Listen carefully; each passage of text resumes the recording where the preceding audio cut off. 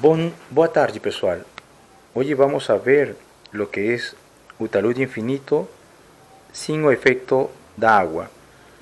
Como se pode observar, nós temos acá o ângulo de inclinação do talude. Esse é o ângulo de inclinação do talude, V, beta, ¿tá? Esto de acá es la parte rochosa y esta parte de acá sería el talude infinito, ¿ok? ¿Tá? O talude infinito, ¿tá? ¿Ok? Se puede observar ahí, talude infinito, ¿tá?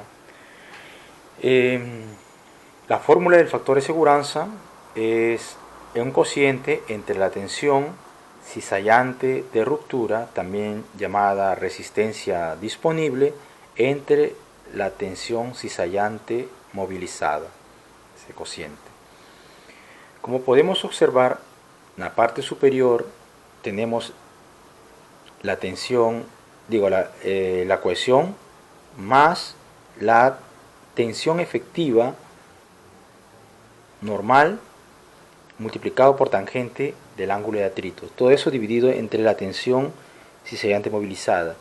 O sea, nos precisamos calcular estos dos, la tensión normal efectiva y la tensión cizallante movilizada. Una vez que calculamos esas dos, ya podríamos determinar el factor de segurança. Para eso, nosotros vamos a hacer lo siguiente. Vamos a utilizar una fachilla que en realidad es como un paralelogramo, ¿no es cierto?, cuya inclinación es beta, ¿tá? Entonces esta es la zona donde va a estar la superficie de cizallamiento, acá va a estar la tensión cizallante movilizada y este de acá es el peso, ¿ok? En esta primera parte nosotros vamos a calcular el área de esta parte de acá y el peso, ¿ya? Primero calculamos el peso. El peso sería simplemente el peso específico multiplicado por el volumen, ¿tá? Dado que nosotros estamos trabajando en 2D, simplemente sería el peso específico multiplicado por el área. Y el área sería C, que es todo esto de acá, multiplicado por 1. Entonces sería simplemente que el peso sería el peso específico multiplicado por ¿quién? Multiplicado por C. ¿Ok? El área que corresponde a esta parte de acá, que también corresponde a esta parte de acá, lo vamos a calcular. Para eso necesitamos calcular este valor de L. ¿Ok? Necesitamos calcular ese valor de L. Ese valor de L, acá, en este triángulo rectángulo, si esta distancia de acá a acá, la distancia entre la fachilla, ¿no es cierto?, la espesura de la fachilla es igual a 1, L es igual a 1 entre el coseno, utilizando una relación simple de trigonometría. Y el área sería L por 1, dado que este sería L, ¿no?, multiplicado por 1 sería la profundidad, ¿no?, L por 1.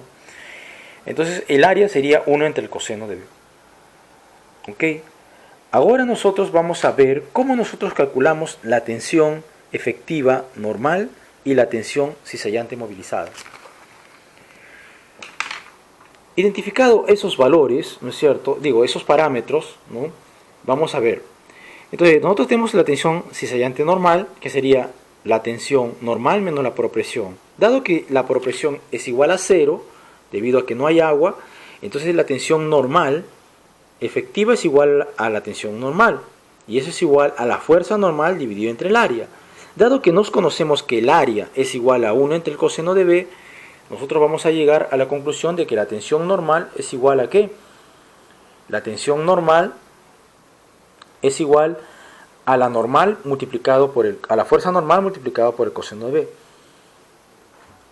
De la misma forma, la tensión cizallante, la tensión cizallante movilizada va a ser igual a la fuerza cizallante multiplicado por el coseno de B. ¿Ok? Por el coseno de B. Ahora nosotros vamos a determinar a qué sería igual la fuerza normal y a qué sería igual la fuerza cizallante. Para eso nosotros hacemos el diagrama de cuerpo libre. En el diagrama de cuerpo libre, en esta sería la zona de ruptura, nosotros tenemos el peso, ¿no?, que sería el peso en este caso del suelo nada más, el peso del suelo. Y por parte, en el contacto solo-rocha, va a haber una reacción, ¿no es cierto? Esa reacción va a tener dos componentes, una componente normal, ¿no es cierto?, a esa superficie, y una componente que es paralela a esa superficie que sería la fuerza cizallante. Ambos, la normal, la cizallante y el peso, la suma de los tres debe dar 0 si todo el sistema está en equilibrio. Entonces, eso lo podemos llevar a un triángulo, ¿no? Un triángulo. Sabemos de que la normal, ¿no es cierto? De que la normal con el peso hace un ángulo beta.